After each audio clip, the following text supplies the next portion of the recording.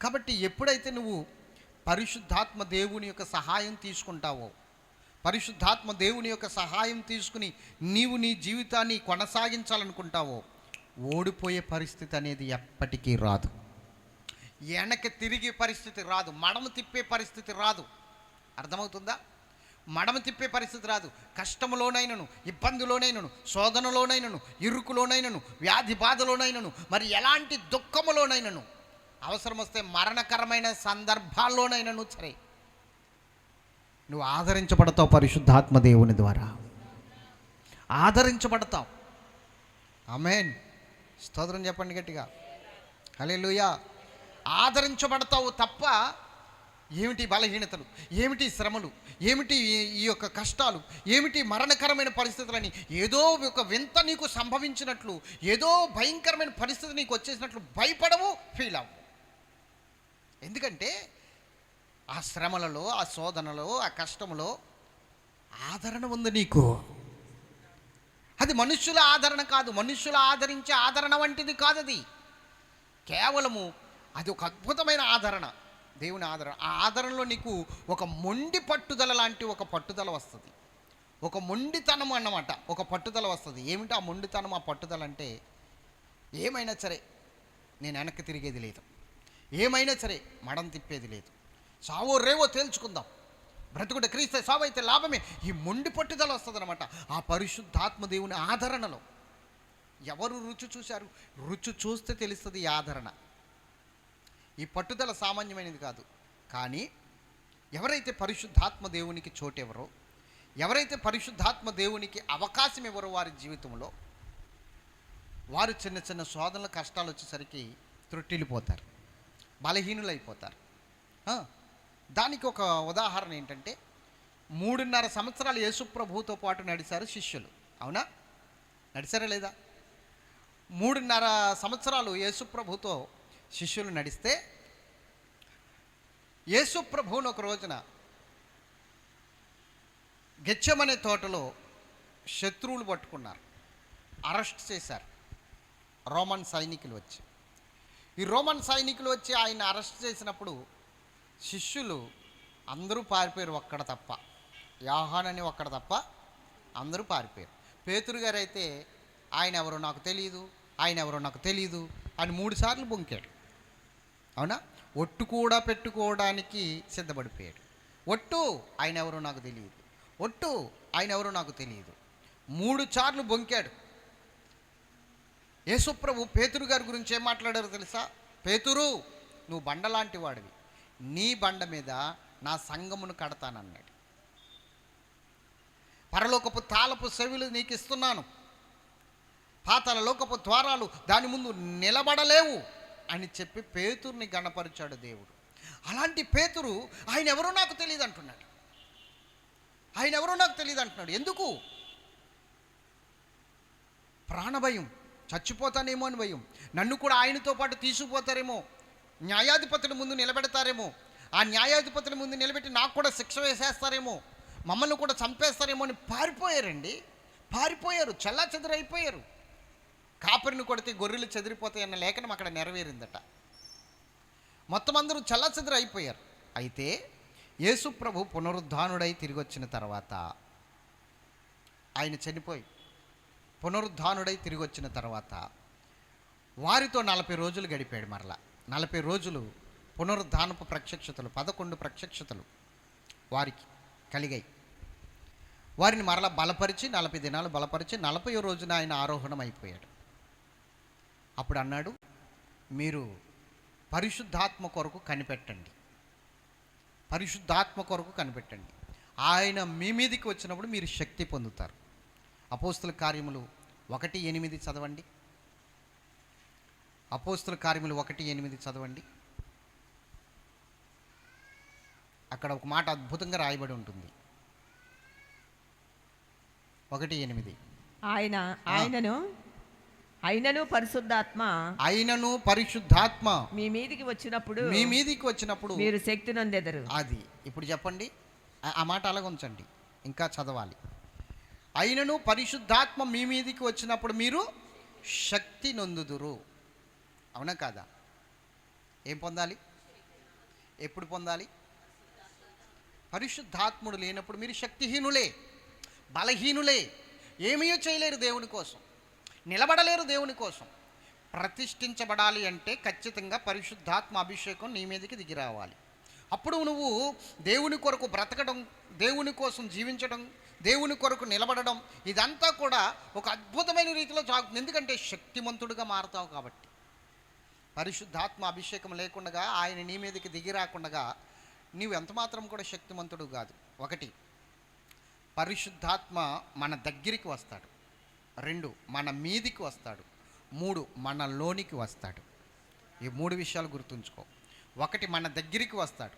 దగ్గరికి వచ్చినప్పుడు ఏం చేస్తాడు? నీ పాపములను గూర్చి నిన్ను ఒప్పింపజేస్తాడు, నీ అపరాధములను గూర్చి నిన్ను ఒప్పింపజేస్తాడు పరిశుద్ధాత్మ దేవుడు. ఓకే. తర్వాత నీ మీదికి వస్తాడు అగ్నివలే. ఎందుకు? నువ్వు ఒప్పుకున్నావు కదా, నీ చేత ఒప్పించాడు కదా. ఒప్పించిన తర్వాత నీ మీదకి వచ్చి ఆ వాటన్నిటినీ కాల్చి నిన్ను పరిశుద్ధపరుస్తాడు నీ మీదకి వచ్చి. నెక్స్ట్ ఏం జరుగుతుంది? నీలోనికి వస్తాడు. ఎందుకు? ఇంకా నీలో జీవించడానికి, నిన్ను క్రీస్తు పోలికలోనికి మార్చడానికి, నిన్ను శక్తిమంతుడిగా నిలబెట్టడానికి నీలోనికి వస్తాడు. 3వదిగా, 1 నీ దగ్గరికి రావాలి, నీ పాపముల్ని ఒప్పింప చేయాలి, నీ అతిక్రమాలు నీకు గుర్తు చేసి, నీ పాపాలను నీకు గుర్తు చేసి, నీకు అవన్నీ తెలియజేసి ఒప్పింప చేయాలి. అవును, పరిశుద్ధాత్ముడు వస్తే ఏం జరుగుతుందట? ఆయన పాపములను గూర్చియు తీర్పును గూర్చియు లోకమును ఒప్పింప చేయను అన్నాడు కదా యోహాను సువార్త 16వ అధ్యాయంలో. అన్నాడలేదా? ఒప్పింపజేస్తాడు. నీ దగ్గరికి వచ్చినప్పుడు నీ పాపములు నీకు గుర్తు చేస్తాడు, ఒప్పింపజేస్తాడు. నెక్స్ట్, నీ మీదికి అగ్నివలే వస్తాడు. అగ్నివలే వచ్చి నీ పాపముల్ని దహించి వేస్తాడు, కాల్చివేస్తాడు. నిన్ను కాల్చడు, నీ పాపాలని కాల్చేస్తాడు, నీ అపరాధాలని కాల్చేస్తాడు, పూర్తిగా బూడిది చేసేస్తాడు. 3వదిగా నీలోనికి వస్తాడు. అందుకనే మనము మనలో ఉన్న పరిశుద్ధాత్ముని దుఃఖపరచకూడదు. లోపలికి వచ్చేస్తాడు, ఇంకా గృహప్రవేశం చేసేస్తాడు. ఇంకా ఎప్పుడైతే కాల్చబడ్డామో 2వదిగా, 3వదిగా గృహప్రవేశం, లోపలికి ఆయన లోపలికి వస్తాడు. మీరు గమనించండి, ఒక మాట చెప్తాను మీకు. ఒక మనుషుణ్ణి ఒక అపవిత్రాత్మ వదిలిపోయిన తర్వాత, అవునే కదా, ఒక మనుషుని ఒక అపవిత్రాత్మ వదిలిపోయిన తర్వాత ఆ ఇల్లు ఊడ్చి చక్కగా అమర్చి ఉందట. అంటే వాడు పాపాలు ఒప్పుకున్నాడు, అతిక్రమాలు ఒప్పుకున్నాడు, కడగబడ్డాడు. ఈ అపవిత్రాత్మ నీరు లేని చోట్ల తిరుగుతూ ఉంది. ఎక్కడ చోటు దొరకలేదు. కడికి నేను వదిలిపెట్టి వచ్చిన ఇంటి దగ్గరికి వెళ్ళి చూస్తాను అనుకుందట ఈ అపవిత్రాత్మ. అనుకుని వాడు ఏం చేశాడు? వచ్చి చూసేసరికి ఆ ఇల్లు ఎలా ఉంది?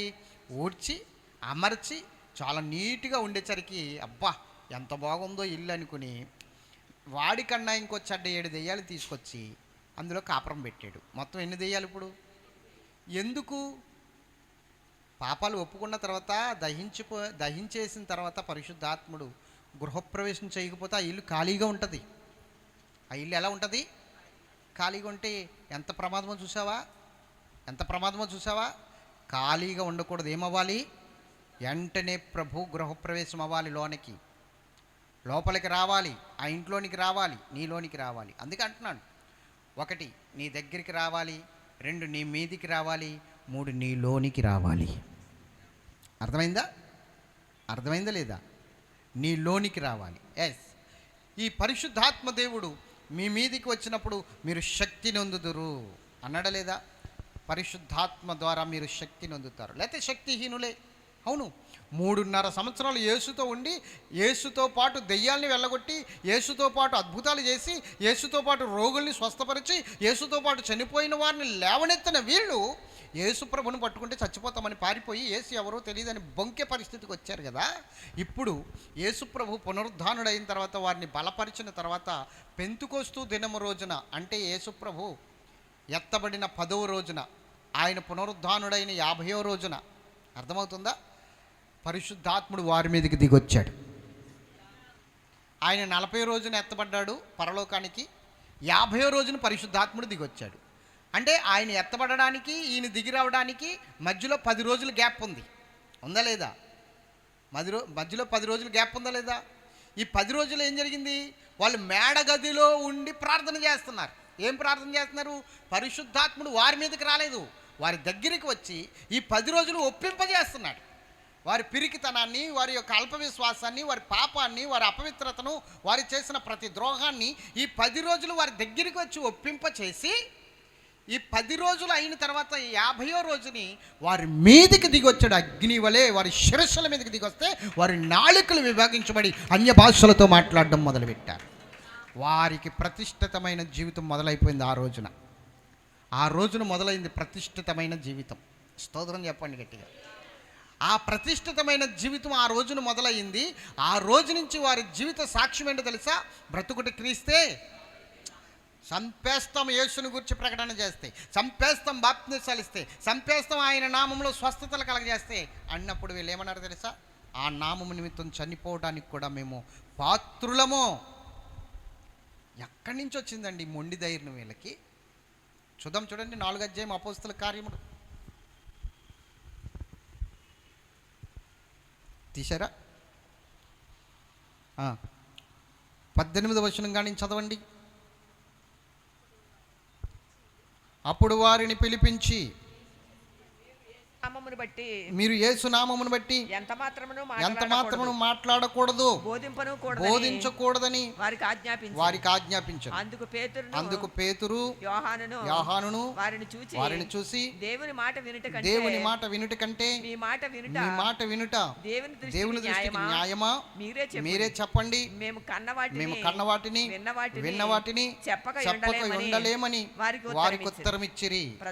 ప్రజలందరూ జరిగిన దానిని గూర్చి దేవుని మహిమపరచుచుండిరి గనుక సభవారు ప్రజలకు భయపడి వీరిని శిక్షించి విధేయమని కనుగొనలేక వీరిని గట్టిగా బెదిరించి విడుదల చేసిరి. స్తోత్రం చెప్పండి. మరి చెప్పండి, అప్పుడేమో పట్టుకుంటే చంపేస్తారేమో అని పారిపోయారు. కానీ ఇప్పుడు ఆ నామం నిమిత్తం చచ్చిపోవడానికి కూడా ఇప్పుడు న్యాయాధిపతుల దగ్గరికి వెళ్ళి వాళ్ళకి ఎదురు సమాధానం చెప్తున్నారు. ఏంటయ్యా, మీ మాట వినడం మంచిదా, దేవుని మాట వినడం మంచిదా? ఏది న్యాయము? దేవుని మాట వినాలా, మీ మాట వినాలా?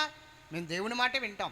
మేము విన్న వాటిని, కన్న వాటిని మేము ప్రకటన చేయకుండా, సాక్షులుగా ఉండకుండా మేము ఉండలేం. చంపేస్తే చంపేయండి. ఎక్కడి నుంచి వచ్చిందండి మొండి ధైర్యం వీళ్ళకి? అంతకుముందు మాబోయ్ చంపేస్తారేమో ఏసి ఎవరో తెలియదని బొంకిన పేతురే మాట్లాడుతున్నాడు ఇక్కడ. ఇప్పుడు లేదే ఆ పిరికితనం. అప్పుడున్న పిరికితనం ఇప్పుడు లేదే. అప్పుడున్న ఆ యొక్క భయంకరమైన పరిస్థితి ఇప్పుడు లేదు. ఎందుకు లేదు? ఎవరు వచ్చారు ఇప్పుడు వీరి మీదకి? ఎవరు నడిపిస్తున్నారు వీళ్ళని ఇప్పుడు? అది నిజం చెప్తున్నాను. నువ్వు నిజముగా క్రైస్తవునిగా జీవించాలంటే, నువ్వు నిజంగా దేవునికి మహిమకార్థంగా జీవించాలంటే, నువ్వు నిజంగా దేవుని కొరకు జీవించాలంటే, పైనున్న వాటి కొరకు జీవించాలంటే నీకు పరిశుద్ధాత్మ సహాయం లేకుండా నువ్వు జీవించలేవు.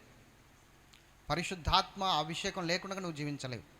పరిశుద్ధాత్మ నీకు సహాయం చేయకపోతే నీ వల్ల కాదు, నువ్వు ఓడిపోతావు. నువ్వు అనేక సార్లు నన్ను అడిగి ఉన్నావు. ఏమని తెలుసా? నేను ఎందుకండి ప్రార్థన చేయలేకపోతున్నాను, నేను ఎందుకండి అన్నిటికీ భయపడిపోతున్నాను, నేను ఎందుకండి ముందుకు వెళ్ళలేకపోతున్నాను, నేను ఎందుకండి పరలోకపు దర్శనాలు చూడలేకపోతున్నానని. నేను చెప్తున్నాను, నువ్వు పరిశుద్ధాత్మ దేవునితో సహవాసం చేయట్లేదు కాబట్టి, ఆయన కోరుకోలేదు కాబట్టి, ఆయన ద్వారా నువ్వు ప్రతిష్ఠితమైన జీవితానికి రాలేదు కాబట్టి, ఆదరణకర్తని ఇంకా నువ్వు గుర్తించలేదు కాబట్టి, అందుకే చిన్న చిన్న విషయాలకు భయపడిపోయి వెనక్కి వెళ్ళిపోయే పరిస్థితి, సన్నిధి మానేసే పరిస్థితి, ప్రార్థనలు మానేసే పరిస్థితి. ఇంటికాడ ఉండి కూడా కొంతమంది ప్రార్థనలు చేయరు. ఎందుకో తెలుసా? ప్రార్థన చేయకపోయినా కూడా వాళ్ళకి వెళితే ఏం కనబడదు. కానీ పరిశుద్ధాత్మ నడుపుదలలో ఉన్నవారు ప్రార్థన చేయకపోతే వాళ్ళకి ఎలా ఉంటుందో తెలుసా? నిజంగా చచ్చిపోయినంత ఫీలింగ్ వస్తుంది వాళ్ళకి. దేవుని సన్నిధి మానేస్తే వాళ్ళ ఫీలింగ్ ఏంటి తెలుసా? ఎందుకు వచ్చిందిలే బ్రతకడం అనిపిస్తుంది వాళ్ళకి. దేవుని సన్నిధి పోగొట్టుకున్నానా, చిచ్చి నాలాంటి దౌర్భాగ్యులు ఎవరు ఉండరు ఇంకా అన్న ఫీలింగ్ వస్తుంది వాళ్ళకి. పరిశుద్ధాత్మ ఉన్నవారికి ఫీలింగ్, అందరికీ కాదు. నాకు రావట్లేదు ఏంటి సార్ అంటే, పరిశుద్ధాత్మ అభిషేకం నువ్వు పొందుకోలేదు ఇంకా. నిజంగా ఉంటుందా సార్ అంటే, ఉంటుంది. రుచి చూడు. అవునా కాదా? రుచి చూడు. స్తోత్రం చెప్పాలి గట్టిగా. హల్లెలూయా. అందులోంచి బయటికి రాలేరు నిజంగా అది అనుభవిస్తే. కొరడాలతో కొట్టినా నీకు నొప్పి అనిపించదు, రంపాలతో కోసినా నీకు నొప్పి అనిపించదు. భక్తి అంత మత్తు. మరి కొరడాలతో కొట్టబడ్డారట, రంపాలతో కోసారట, అవునే కదా, సజీవ దహనాలు చేశారట, చర్మాలు ఒలిచేశారంట. మరి వాళ్ళకి నొప్పి లేదా? నొప్పి లేదా? ఉండదు. ఏ మత్తులో ఉన్నారు వాళ్ళు? అది మనకు ఆ భక్తి అనే మత్తు లేదు కాబట్టి ఇప్పుడు మనం ఎలా ఉన్నామో తెలుసా? చిన్న గొప్పు తగిలితే బాబోయ్ అంటున్నాం, వెనక్కి వెళ్ళిపోతున్నాం. చాలా దారుణం ఇది, చాలా భయంకరమైన పరిస్థితి. అందుకే చెప్తున్నాను, పరిశుద్ధాత్మ దేవుడు లేకుండగా నువ్వు నీ జీవితాన్ని కొనసాగించలేవు, క్రైస్తవ జీవితాన్ని కొనసాగించలేవు, సాక్షిగా నిలబడలేవు, సాక్షిగా నిలబడలేవు. ఒక సాక్షి నీకు ఉండదు. ఇప్పుడు తీద్దాం ఆ 8వ వచనం కాడి నుంచి ఇప్పుడు మరలా చదువుదాం. 1వ అధ్యాయము అపోస్తల కార్యములు. అయినను పరిశుద్ధాత్మ మీ మీదికి వచ్చినప్పుడు మీరు శక్తి నొందుదురు గనుక మీరు యెరూషలేములోను మొట్టమొదటిగా యెరూషలేములోను యోదయ సమరయ దేశముల యందంతటను భూదిగంతముల వరకు నాకు సాక్షులయ్యుందురని వారితో చెప్పాను. చాలు. ఇప్పుడు ఎప్పుడు సాక్షులై ఉంటారు వీళ్ళు? ఎప్పుడు సాక్షులుగా బ్రతుకుతారు? పరిశుద్ధాత్మ దేవుడు వారి మీదకి వచ్చినప్పుడు, అభిషేకముతో నింపబడినప్పుడు, ఆయన ద్వారా నడిపించబడుతున్నప్పుడే సాక్ష్యం అనేది ఉంటుంది వాళ్ళకి. లేకపోతే సాక్ష్యం ఉండదు. ఈరోజు నీకు సాక్ష్యం ఉందా? యెరూషలేములో అనగా దేవుని మందిరంలో సాక్ష్యం ఉండాలి. యోదయ అనగా నీ కుటుంబంలో సాక్ష్యం ఉండాలి. సమరయ అనగా లోకములో సాక్ష్యం ఉండాలి నీకు. ఇతడు నిజముగా దేవుని కుమారుడే, నిజముగా ఇతడు దేవుని కుమార్తె ఈమె, నిజముగా వీరు ప్రార్థన చేస్తే దేవుడే ప్రత్యక్షత, ఆయన అభిషేకము దిగి వస్తుంది అన్నట్లుగా ఒక గొప్ప సాక్ష్యము. ఇది వరకు వేరు, ఇప్పుడు వేరు వీళ్ళ జీవితము అని ఒక సాక్ష్యము నిన్ను గూర్చి లోకం చెప్పాలి, సంఘం చెప్పాలి, ఏమండి, కుటుంబం చెప్పాలి. అందుకని యెరూషలేములోని యోదయ సమరయలోని మీరు నాకు సాక్షులయ్యుందురు. అటువంటి సాక్ష్యము సంపాదించుకోవాలి అంటే, సాక్షులుగా బ్రతకాలి అంటే ఖచ్చితంగా చెప్తున్నాను, పరిశుద్ధాత్మ అభిషేకం కావాలి. ఏదో బైబిల్ పట్టుకుని వచ్చేసి స్వస్థత వచ్చిందనో, పెళ్ళి అయిందనో, లేకపోతే అద్భుతం జరిగిందనో, కడుపు నొప్పి పోయిందనో, బిడ్డలు పుట్టారనో బాప్తిసం తీసుకుని వచ్చి వెళ్ళిపోతే నీకు సాక్ష్యం ఉండదు. ప్రసవ వేదన పడాలండి దేవుని సన్నిధికి వస్తే. ఏం పడాలి? ఒక ప్రసవ వేదన. నీ పాపములను బయటికి గెంటేయడానికి నీ నుండి, నీ అపరాధములను బయటికి గెంటేయడానికి నీ నుండి ఒక ప్రసవ వేదన నువ్వు అనుభవించగలిగితే దేవుని అభిషేకం నీ మీదకి వస్తుంది. నేను ఒక విషయం చెప్తాను, దేవుని ఆత్మ లేకుండా ఎవరైనా శరీర క్రియలను చంపగలదురా? చెప్పండి. కొంతమంది ఇప్పటికీ కూడా జ్ఞానం లేకుండా, ఏ జ్ఞానము? పరిశుద్ధ గ్రంథమును గూర్చిన జ్ఞానం లేకుండా మాట్లాడతారు.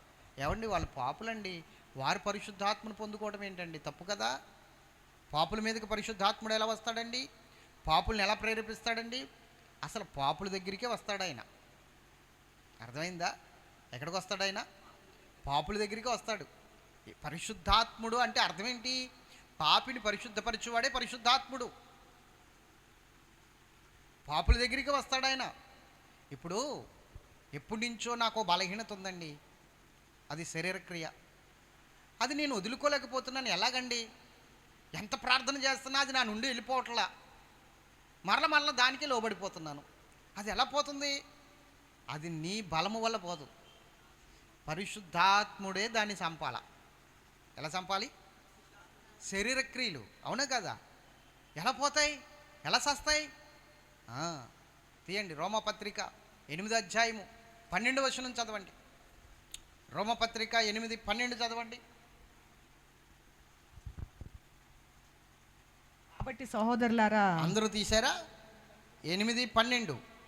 కాబట్టి సహోదరులారా, శరీరానుసారంగా ప్రవర్తించుటకు మనము శరీరమునకు రుణస్థలము కాము. మీరు శరీరానుసారంగా ప్రవర్తించిన ఎడల చావవలసిన వారే యుందురు. చెప్పండి. ఇప్పుడు శరీర క్రియలను బట్టి నడిస్తే ఎలా ఉన్నాం? మనము సావవలసిన వారమై ఉన్నాం. కానీ ఆత్మ చేత, దేని చేత? ఆత్మ, పరిశుద్ధాత్మ చేత శరీర క్రియలు నడిపింపబడుదురో. శరీర క్రియలను చంపిన ఎడల, అమ్మ మరలా మీరు కిందకి వెళ్ళిపోతున్నారు. శరీర క్రియలు చంపిన ఎడల మీరు జాగ్రత్తగా చదవండి, మరలా చదవండి. మీరు శరీరానుసారముగా ప్రవర్తించిన ఎడల మీరు శరీరానుసారంగా ప్రవర్తించిన ఎడల చావవలసిన వారే యుందురు. సావలసిన వారే యుందురు. గాని కానీ ఆత్మచేత ఆత్మచేత శరీర క్రియలు చంపిన ఎడల చంపిన ఎడల జీవించేది. జీవిస్తారు. ఇప్పుడు చెప్పండి, దేని చేత చంపాలి మనం మన శరీర క్రియలను? చెప్పాలి. ఇప్పుడు మీరు గమనించండి, నా వైపు చూడండి. వాళ్ళందరూ కూడా పారిపోయారు కదా యేసుప్రభుని పట్టుకున్న వెంటనే. పారిపోయిన వెంటనే దేవుడు మరల వారిని సమకూర్చి బలపరిచి ఒక మేడగదిలో కూర్చోబెట్టాడు. కూర్చోబెట్టిన తర్వాత వాళ్ళు అప్పటికీ బలహీనులే కదా, అప్పటికీ ఇంకా బలహీనులే కదా. పరిశుద్ధాత్ముడు వారి మీదకి వచ్చిన తర్వాత వారి శరీర క్రియలన్నీ చచ్చిపోయినాయి, వారి బలహీనతలన్నీ చచ్చిపోయినాయి. ఇప్పుడు బలవంతులుగా మారారు. నేను అంటున్నాను, దేవునికి విరోధమైన క్రియలు ఇప్పటికీ కూడా నీలో ఉన్నాయి, పోలేదు. కొన్ని సందర్భాల్లో మాట తూలేస్తావు, కొన్ని సందర్భాల్లో చాలా భయంకరంగా ఆలోచిస్తావు, కొన్ని సందర్భాల్లో ఇది చేయకూడదు అనుకుంటావు, కానీ మరలా ఏదో సందర్భంలో చేసేస్తావు. ఎందుకు? అది నీ వల్ల అవ్వదు మానుకోవడం. ఇది మానవ స్వభావం. ఈ మానవ స్వభావం అనేది పాప స్వభావంతో నింపబడిపోయింది.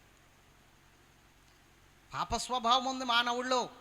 అది పోవాలంటే పరిశుద్ధాత్ముడు నీ మీదికి రావాలి, నీలోనికి రావాలి, నిన్ను పూర్తిగా కడిగి వేయాలి.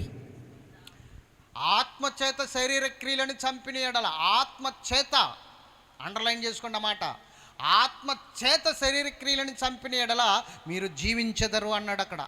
అవునా కదా? ఆత్మచేత చంపాలి. కాబట్టి పరిశుద్ధాత్ముడు రావాలి నీ జీవితంలోనికి, ఆయనకు చోటు ఇవ్వాలి నువ్వు నీ జీవితంలో. ఎప్పుడైతే ఆయనకి చోటిస్తావో, ఎప్పుడైతే ఆయనకి చోటిచ్చి నువ్వు నడుస్తావో, అప్పుడు ఖచ్చితంగా శరీర సంబంధమైన మనస్సు చచ్చిపోతుంది, ఆత్మ సంబంధమైన మనస్సు నీ జీవితంలో నీకు వస్తుంది. ఇంకప్పటి నుంచి అన్ని ఆత్మ సంబంధమైన కార్యాలు నీ జీవితంలో జరుగుతాయి. ఆత్మ సంబంధమైన ప్రత్యక్షతలు నువ్వు చూస్తావు కల్లారా కూడా.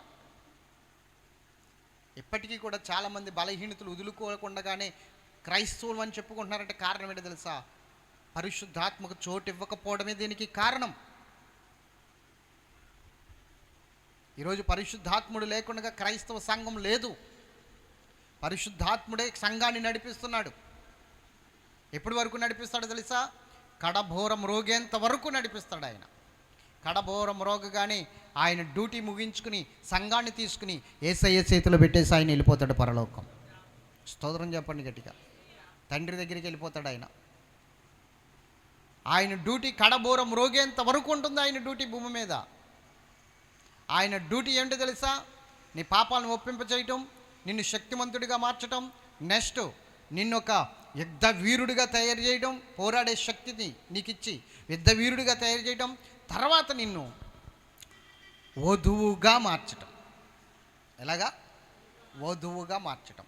ఇది ఆయన డ్యూటీ భూమి మీద. వధువు సంఘముగా నిన్ను మార్చి అక్కడికి తీసుకెళ్తాడు. వధువు సంఘముగా మార్చడానికి ముందు నిన్ను ఎలా మారుస్తాడు తెలుసా? యూహిత సైన్య సమభీకర రూపిణిగా నిన్ను మారుస్తాడు.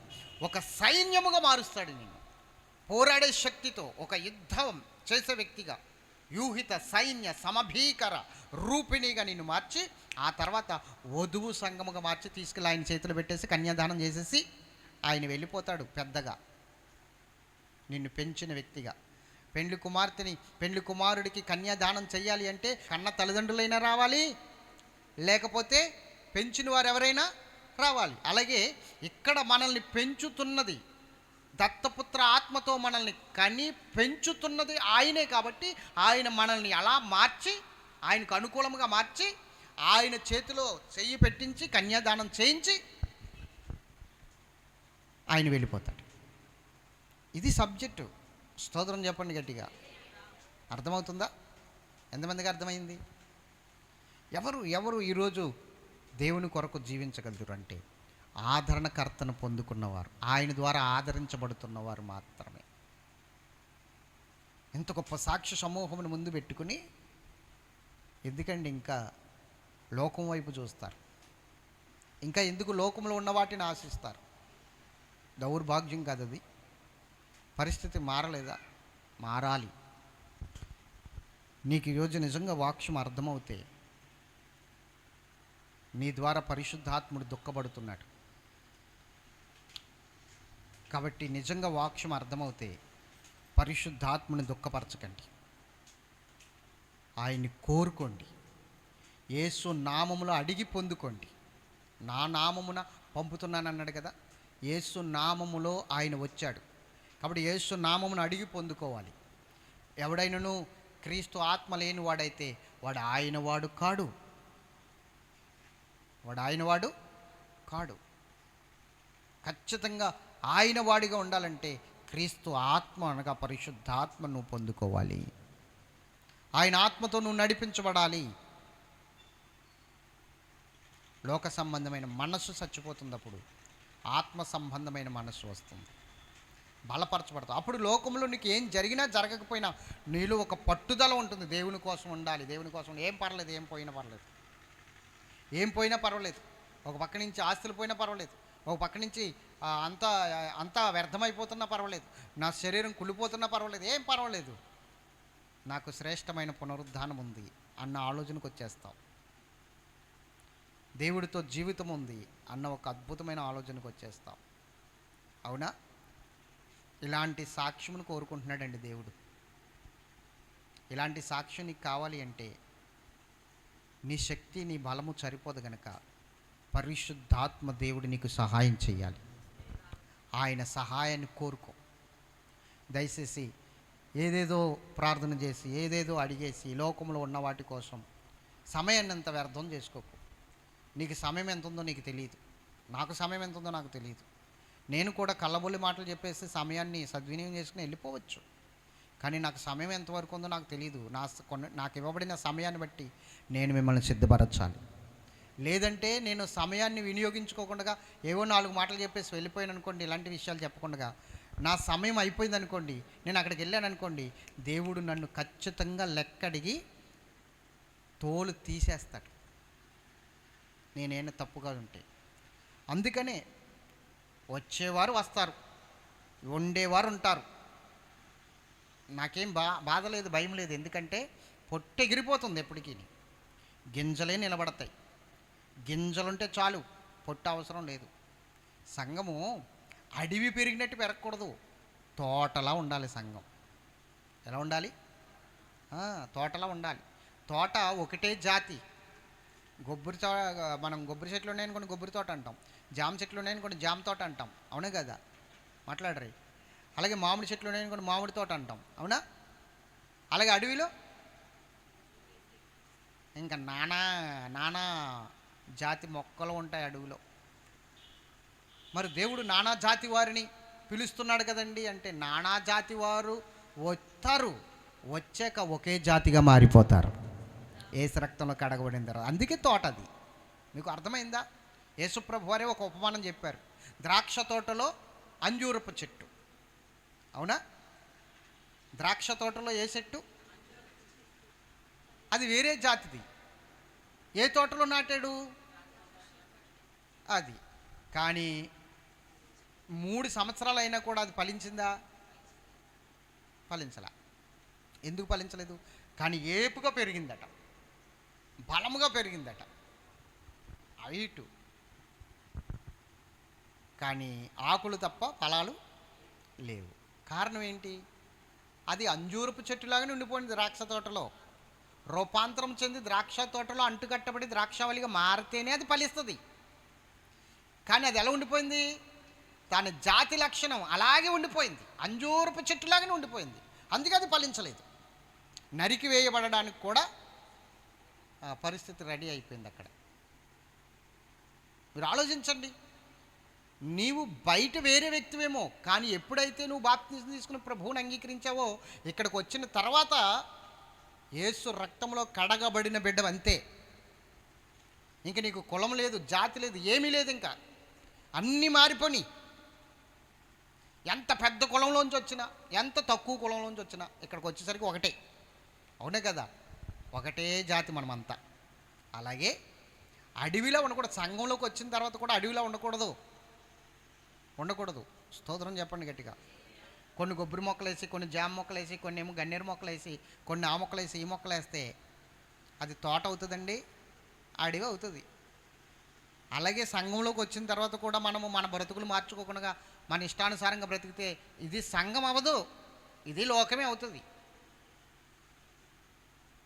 కాబట్టి సంఘంలోకి వచ్చిన తర్వాత ఎలా ఉండాలో తెలుసా? ఫలించే కొమ్మలా ఉండాలి. ఎలా ఉండాలి?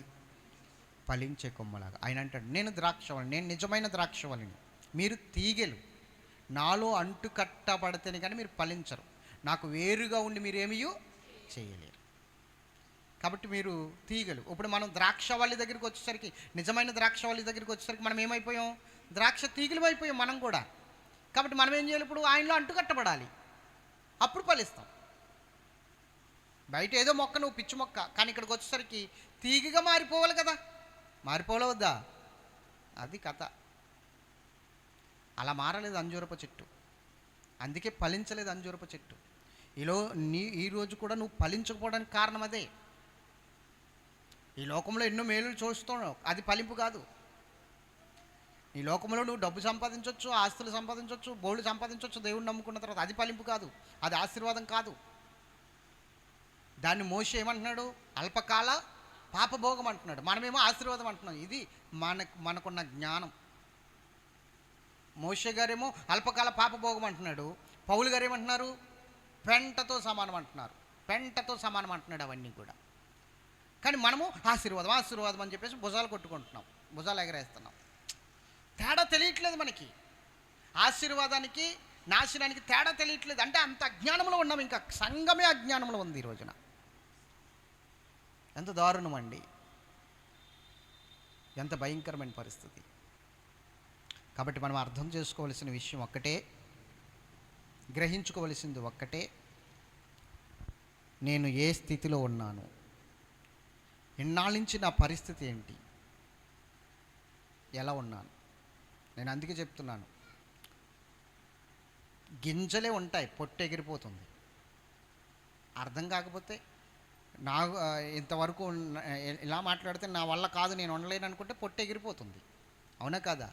నేను అంటాను, ఎప్పుడు కూడా ప్రార్థన చేస్తాను. ఏమని తెలుసా? ప్రభా, సంఘమును నాకు ఇస్తున్నావు కదా, దానియేలు వంటి వారు, షద్రకు మెషకు అభేద్నగోలు వంటి వారు, ఇలాంటి వారు సంఘంలో ఉండాలి. అలాంటి వారు నలుగురున్నా చాలు, మొత్తం మారుతుంది. అవునా కాదా? మాట్లాడరే. ఇప్పుడు లక్షల మంది ఉన్నారు అక్కడ, వాళ్ళందరికీ చక్రవర్తి, బబులోని చక్రవర్తి ఎవరు? నెబుకద్నెజరు. ఆ ముగ్గురిని మాట కాదని అగ్నిగుండంలో వేసాడు. ఆ తర్వాత ఆ ముగ్గురిని తీసుకొచ్చి అంటున్నాడు, ఈ విధముగా రక్షించుటకు షద్రకు మెషకు అభేద్నగోలు దేవుడు తప్ప మరెవరునూ లేరు. కాబట్టి షద్రకు మెషకు అభేద్నగోలు దేవుణ్ణి ఎవరైతే పూజించరో వారి ఇల్లు పెంట కుప్పలుగా చేసి వారిని తుత్తునీలుగా మార్చేస్తాను, ఆయనే మనకి ఇంక రక్షకుడని మొత్తం అందరికీ ఆజ్ఞ ఇచ్చేశాడు. అంటే ఆజ్ఞ మారిపోయింది ఇప్పుడు. అంటే ఆ ముగ్గురు సరిపోయారు మొత్తం మార్చేయడానికి, అధికారిని కూడా మార్చేయడానికి. అలాంటి వారు ఉంటే చాలు సంఘంలో, అలాంటి వారు ఉంటే చాలు. అందుకని అలాంటి వారిని లేపు ప్రభువాన్ని ప్రార్థన చేస్తాను, ప్రార్థనా పరులను లేపు ప్రభువాన్ని ప్రార్థన చేస్తాను, అభిషిక్తుల్ని లేపు ప్రభువాన్ని ప్రార్థన చేస్తాను. పనికిరాని పుచ్చంకాయలు ఉంటే బలపడేవారిని కూడా చెడగొడతారు. కాబట్టి వారిని తీసే ప్రభువాన్ని ప్రార్థన చేస్తాను. ఒకవేళ వాళ్ళు బలపడతారు, వాళ్ళు మారతారు అంటే ఉంచు, లేకపోతే తీసే. వాళ్ళు నీ తోటలో ఉండకూడదు, కనుమ వారికి ఇబ్బంది అవ్వకూడదు అని ప్రార్థన చేస్తాను. అర్థమైందా? కాబట్టి దేవుని బిడ్డలారా, ఫలింపు ఉండాలి. ఫలించటం అంటే ఈ లోకంలో ఆస్తులు సంపాదించుకోవడం కాదండి. ఒక మనుషుడు లోకమంతు సంపాదించుకుని తన ప్రాణం పోగొట్టుకుంటే ఏం ప్రయోజనం? అది కాదు ఫలింపు అంటే ఆత్మీయ ఫలింపు, అది వేరు. అది పరిశుద్ధాత్మ నడుదల ఉన్న వారికి అర్థమవుతుంది. ఇప్పుడు నేను చెప్పిన విషయాలు ఎవరైతే అంగీకరించారో వాళ్ళకి అర్థమవుతుంది ఆత్మీయ ఫలింపు అంటే. అర్థమవుతుందా? ఆత్మీయ ఫలించిన వాడు ఈ లోకంలో పరిస్థితి ఎలా ఉన్నా కూడా ఎంత మాత్రం కూడా బెదిరిపోడు, పిరికి వాళ్ళగా వెనక్కి తిరిగి వెళ్ళడు. ఎలాంటి పరిస్థితి అయినా ఎదురీది ముందుకెళ్తాడు. ఎంతమందికి అర్థమైందో మరి నాకు తెలియదు, కానీ అర్థమైన వారు ఒకసారి స్తోత్రం చెప్పండి. ప్రార్థన చేసుకుందామా? అర్థమైందా లేదా? అర్థమైందా? ప్రార్థన చేసుకుందాం, మోకరించండి.